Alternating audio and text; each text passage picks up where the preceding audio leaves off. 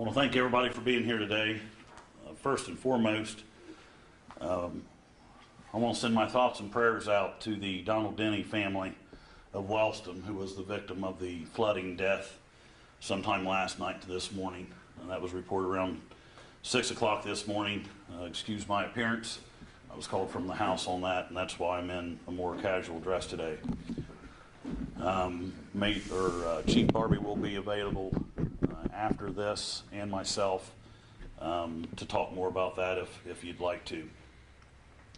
Something I want to touch on today is the court order that my office has received twice now from Judge Deering, Common Pleas Court, in reference to the transportation of the Wagners to court and their appearances. Once we received that order from him for non-visible restraint for those to appear in court, I tasked Corrections Chief Bentley with coming up with a proposal of what that would cost, preparing it. He did so. He got with Prosecutor Rob Junk, and that was then taken to the commissioners. Excuse me. Originally, these vests from Nova, they're the white transport vests. They're originally around $1,300 a piece. Corrections Chief Bentley got with the CEO of the company where we could purchase 2018 models for a reduced cost of $540. That was including an extra battery. Of course, that's just a fraction of the price of what we had originally had in those. And we also found that Chief Campbell, Gulf Manor Road, or Gulf Manor PD in Cincinnati, had a instructor that would certify my deputies free of charge. Now this is important because of several different things. In my allotted budget this year, in 2019, the commissioners have only provided me $1,000 in my item line for prisoner equipment. Okay?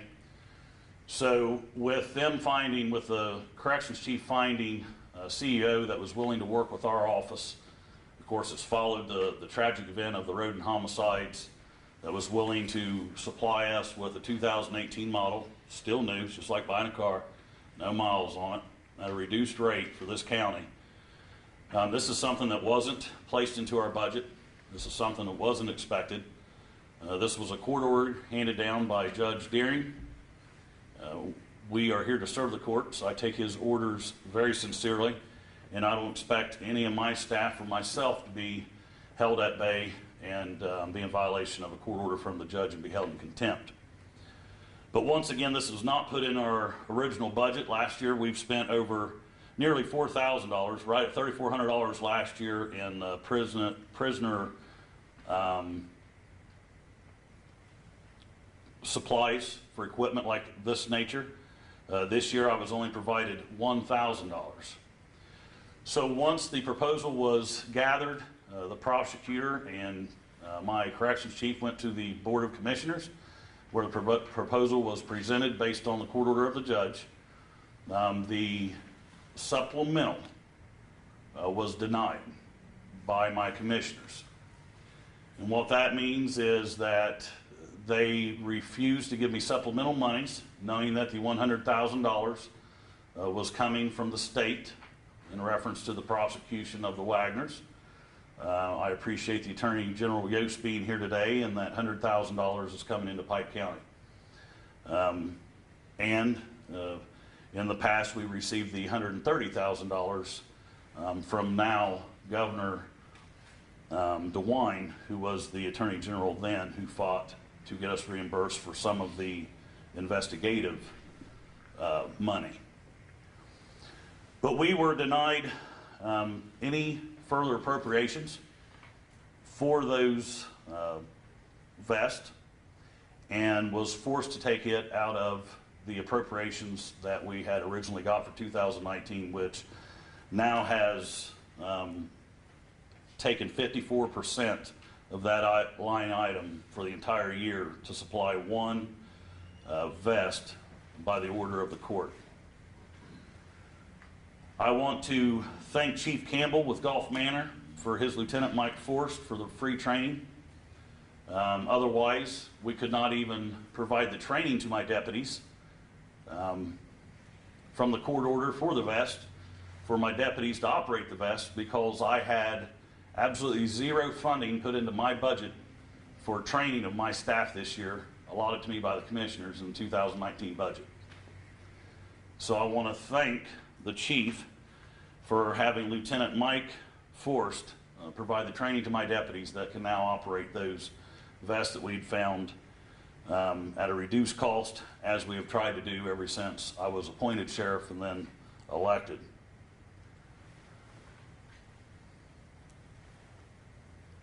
It's upsetting to me that the commissioners knew today $100,000 was going to be brought to Pike County, and it may be for the prosecution side.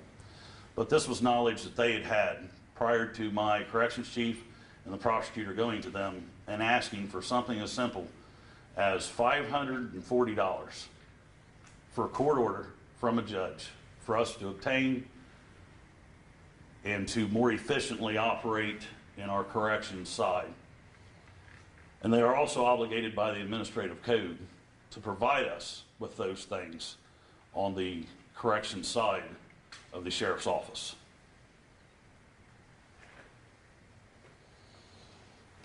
Now, I want to make it clear that I do not need the commissioner's approval for money already allotted or allocated in my budget. We went there to seek approval for a supplemental to pay for this vest that the judge has ordered. I do not need to go to them and ask them permission to spend money out of a budget that they've already appropriated for me. If we were going to do that, I would have just ordered it myself, and we would not have wasted everyone's time.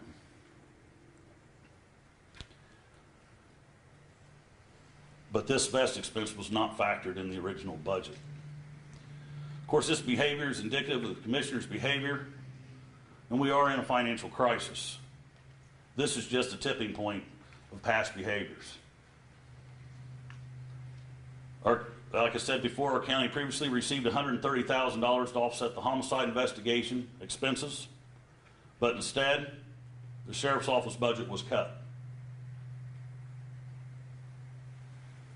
In the course of the investigation of the Roden and Gilley homicides, I want to reflect back to over 750 deputy sheriff, police officers, sheriffs over the state of Ohio coming into Pike County.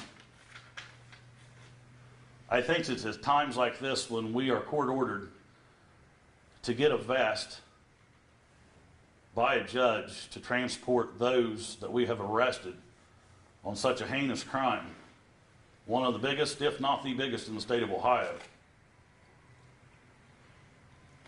We forget that all those sheriffs, all those deputies, all those police officers, not one bill did I receive.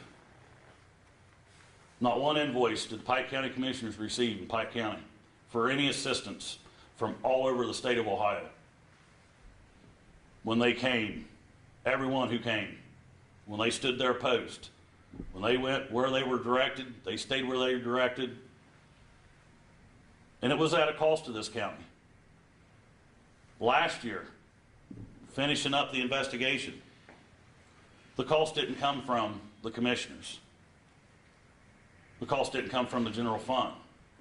Most of the cost on the investigation came from my furtherance of justice account because of lack of funding from the commissioners. I want to make that clear.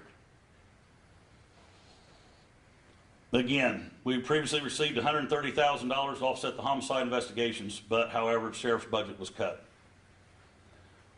Since 2017, 28% of my budget has been cut, while others have gotten what they've asked for. Since 2017, $960,000 this office has been cut. I'm down 15 employees. Many agencies have seen increases. This year, with our budget that we received from the Pike County Board of Commissioners, there was a cover letter that stated that we would not receive any supplementals throughout the entire year. Despite an appellate court order from 2003 from Cuyahoga County saying that this cannot be done. It's got to be on a case-by-case basis.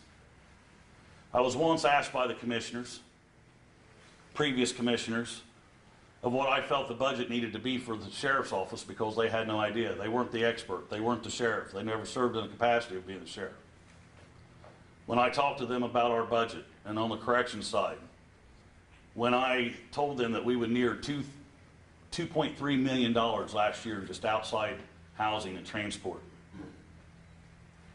We had a contract with Butler County. We was holding over 100 prisoners a day. We're now down to 50 a day.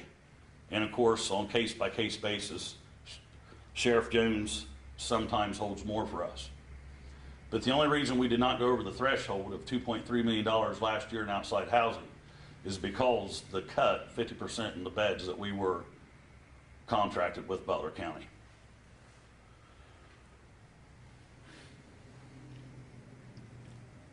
We are in a crisis. This office is in a crisis. I don't have enough help in the corrections division. We're operating around the clock 24/7. By administrative code, I serve the courts. Not only juvenile court, court of common pleas, and Pike County Court. We have to transport the prisoners that are arrested under the Ohio Revised Code under state charges, whether it's from the State Highway Patrol, Piketon Police Department, Waverly Police Department, whether it's from Adult Parole Authority, Adult Probation, or whether it's from my office. I do not have a jail. I have a 6-hour holding facility. That's it.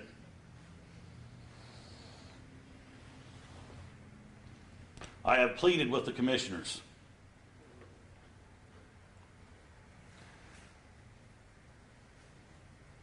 We are in a crisis. You will have in your emails that I've sent to the commissioners, the prosecutor, about the crisis that we're facing, about my concern about the 6-hour holding facilities, my concern about our inmates, the safety of not only our inmates, the safety of our correction staff, the safety of the public, the safety of maybe prisoners escaping from this facility, which we have had. But the crisis will continue until the commissioners act.